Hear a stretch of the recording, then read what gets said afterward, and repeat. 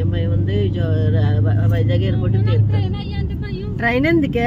Vizag airport లో దిగుతావు వెళ్తావు. వైజాగ్ వేస్తాను,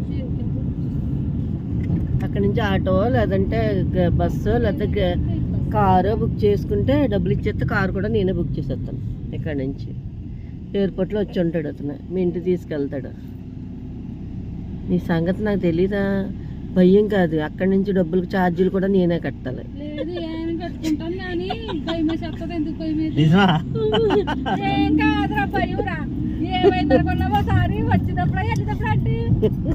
పెద్ద బ్యాగ్ తెచ్చాను నన్ను ఎవరికాలు పోతా నేను అక్కడే రైల్వే స్టేషన్ లో పిలిచి పైకుంటా కదా మరి ఆ పైన బ్యాగ్ కట్టుకుని